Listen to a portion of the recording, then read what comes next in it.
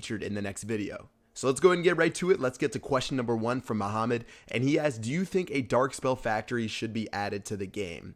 So I don't know if we necessarily need a new dark spell factory building just to be able to make dark spells. I think we might be able to combine it into the same spell factory. So I mean, right now at Town Hall 10, if you look at the base, there's already so many buildings, and I know that Supercell is always worried about adding new stuff just because it gets so crowded that maybe they don't want to add a whole nother building just so they could have dark spells.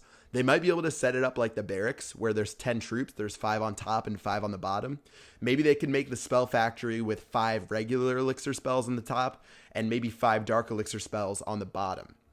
So I guess if I had to pick a dark spell, maybe the first dark spell they could make, I think this one has been thrown around a lot, but it'd be like a revive spell to where if you have troops on the battlefield and they die, obviously they leave tombstones. Well, if you drop a spell on these tombstones, they rise back up, and maybe like zombies could rise or skeletons, sort of like the witches, and they could fight and attack the base for you. So I think that would be a cool dark spell idea. If you guys have any ideas for a dark spell, drop them in the comment section below.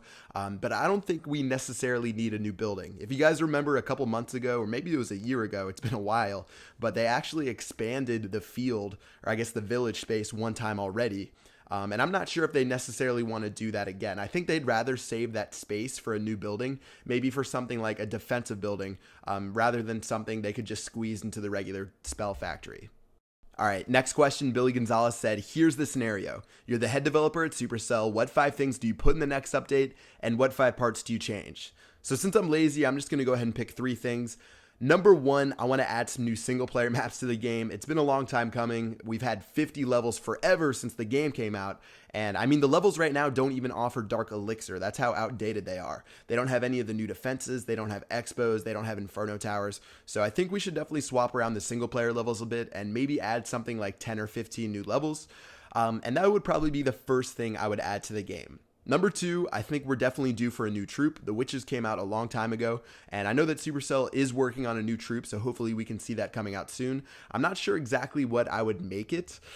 A lot of people have thrown around like a Dark Phoenix or something like that, maybe some sort of long-range troop, or like a question I had a couple videos ago is one that goes straight to the town hall, but obviously that would take a lot to balance. But as long as we get some sort of new troop, and as long as it's cool and useful, that would definitely be a welcome addition to the game. Finally, for my 3rd addition, it would be saved bases. So I know we got the saved war base feature, but it would be nice for our regular base to be able to save our designs. So we could have maybe 2 or 3 different designs, one for farming, one for trophy pushing, one that's sort of like a hybrid with my town hall in the center, but also protecting the resources. It would be nice to be able to save those, and I sort of expected that to come out in the last update where you could just swap your base design both in your regular village and your war base. But it would be nice to see that in the game, and that would definitely save a lot of time swapping back and forth between bases. All right, question number 3, Matt Bruno said, on a scale of 1 to 10, how brutal was it when you didn't have a phone? So over the last weekend, I was in Las Vegas and I was tweeting about this. This is sort of why I didn't make videos, but on the very last night in Vegas, things were going great, having an awesome time with my friends. We were at a pool, and somehow, some way, it was like this club that had a pool inside of it. So I was maybe a foot deep in water, and I had rolled like my suit pant legs up, and my phone was in my suit pocket, and somehow my phone slipped out. I have no idea how. If you guys have put your phone or something inside of a suit pocket, it's pretty hard for it to fall out. It was inside of my jacket, and it fell out. It went into the pool. It sat around for maybe 3 seconds in the pool before I could scoop it out. And by the time I got it, it worked for like 5 more seconds, and then it was fried. So it was pretty miserable not having a phone for about 2 or 3 days. It did turn on for one point for maybe 15 or 30 minutes when I actually was in my car ride home from the airport. But after that, it wouldn't turn back on, and I actually ended up losing all the pictures and videos I had for my trip. So it was a little bit depressing. I obviously had to pay to get a new phone, and it sort of feels weird. It's actually really weird not having a phone. You sort of feel disconnected from the world to where you can't just like look up anything on the spot, because I'm always looking up directions on my phone. I'm always Googling stuff and stuff like that. And to not have a phone was a little bit freaky. So maybe that says something about me, and maybe I should have a flip phone for like a month or something, and scale away from the phone a little bit. But it was definitely a 10 out of 10 as far as brutality goes. And especially on the airplane. I had some movies downloaded on my phone, and unfortunately I wasn't able to watch those on the way back. But anyways, let's go to the next question. Walker New asked, thinking about starting a new YouTube channel, any advice? So I get this question a lot, and generally I give the same 3 pieces of advice. So I'm just going to go ahead and run through all 3 pieces and try to give you a couple details. And number 1 is to be as original as possible. I think this is one of the most important parts to growing a following, I guess, on Clash of Clans and YouTube.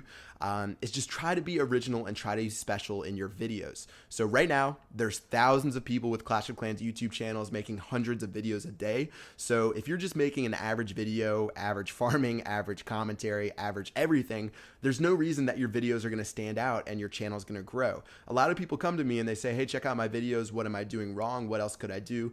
But people will just be doing Town Hall 4, Town Hall 5, Town Hall 6 farming videos, average commentary, not bad, not great. But if you do something like that, there's no reason that it's going to just explode all of a sudden. You have to do something that people are going to say, wow, no one else is really doing that. I should definitely subscribe to this person's channel. So let's say you're an expert in a certain part of the game. Let's say you're an expert farmer. You found a strategy that works really well. You're getting a ton of gold, a ton of elixir. You found a great trophy range. You're just pretty much an expert at the game. People are really interested in videos like that. I know personally because the biggest video I've ever done is on farming. So if you guys are a great farmer, make that the focus on your channel and start doing in-depth videos on that. Let's say instead of farming, you're a great trophy pusher. You have been in the Champions League before. You've been in the Masters League. Heck, you've been in the Crystal League, but you found an efficient way to gain trophies. Try to do videos on that. Try to do guides. Try to do things that people haven't done before instead of doing just a Let's Play video from Town Hall 4 or Town Hall 5. It's really important to be original or else your stuff won't stand out. And not only for your gameplay, as well as your commentary goes, try to be as different as possible. So someone like Godson is so original, so creative with all his little pop-ins and pop-outs of his videos. It's really helped him grow his channel because no one else is making videos like he does. So let's say you're good at photo editing, you're good at Photoshop, video editing, all of that stuff. Try to incorporate that into your videos and people tend to enjoy that. Again, if you guys are just making regular videos with regular commentaries, they're not very likely to blow up. You have to try to be as original as possible, and that's going to give you the best chance for your Clash channel to succeed.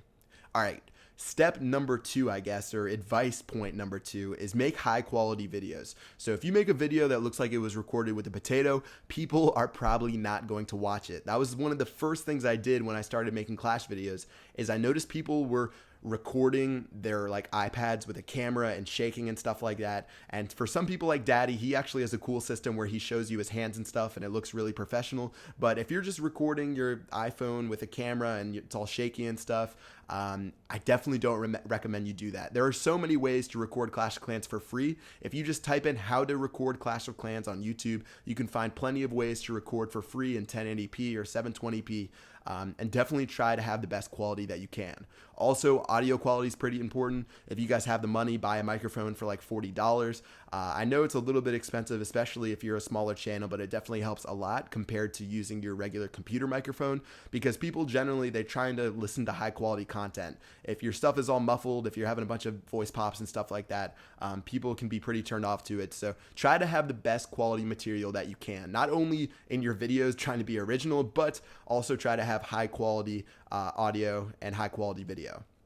All right, so the final thing that I can give you guys as far as advice goes is collaborate with other YouTubers of your size. So let's say you have 150 Clash subscribers, you're not growing that well. Find another Clash YouTuber near your same size and try to do a collaboration video. Try to maybe review each other's bases, try to review each other's attack strategies, and at the end of the video, ask your subscribers to check out each other's channel. It's a nice way for you guys to help grow each other. It's a nice way to make friends on YouTube, and it works out pretty well. I did it in the very beginning of YouTube when I worked with people like Flammy and other guys who were sort of around my size, and try to pick people that are nearby your range. So let's say if you have 5 subscribers and you message me and you say, hey, Chief Pat, do you want to share videos on each other's channels? Well, unless you're doing something really special, I featured people before, like I think it's De Marshmallow, or I always mispronounce his name, but he did some awesome like stop motion videos that I shared on my channel. But unless you're doing something really special, I'm probably not going to work with you just because our subscriber differences are so much. But say you have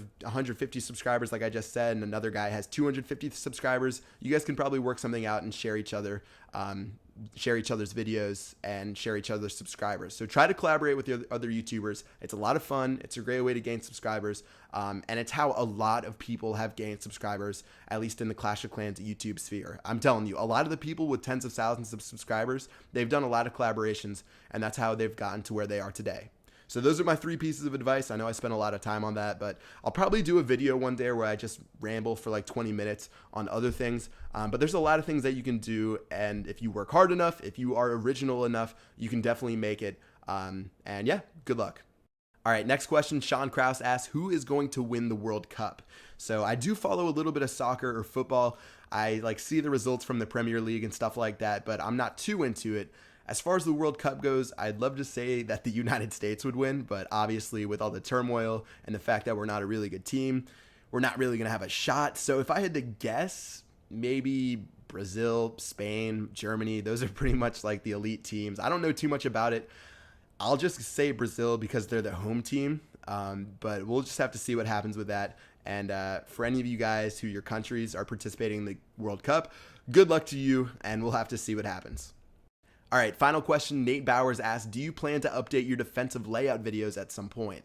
So if you guys have seen my playlist, I have some defensive layout videos from like 2012. And when I say they're terrible, I mean they are really, really terrible. They are from when I was first starting the game, as well as when wall breakers could only blow up one layer of wall at a time. So the bases are just horrible. In fact, they're embarrassing. So I've been really wanting to redo those. But the fact is, I don't have a Town Hall 3 account. I don't have a Town Hall 4 account, a Town Hall 5 account, a Town Hall 6 account. I don't have any of those accounts. I only have a Town Hall 9 and a Town Hall 10 account. So I can't really redo any of them unless I had access to one of those accounts. So maybe I could start a new Let's Play series or something like that. And as I go, I can start redoing those base designs. But at this point, I can't really do anything. Maybe I'll make a new one for Town Hall 9 and Town Hall 10. Maybe I can get one of my friends to let me borrow their Town Hall 8 accounts. But for Town Hall 7 and below, I don't really have access to those. Although I would really like to do them, I don't know if it's possible at this time. So we'll see what happens. Again, maybe I'll restart my Let's Play series sometime soon and keep the old one going. But we'll just have to see what happens with that. All right, guys, that's going to wrap it up for the questions today. I hope you guys enjoyed the video. Once again, drop your questions on my Facebook page, Twitter page, Instagram, wherever. Make sure you guys follow me on those. The links are in the description below. Other than that, I will see you guys later, and thanks for watching. Peace out.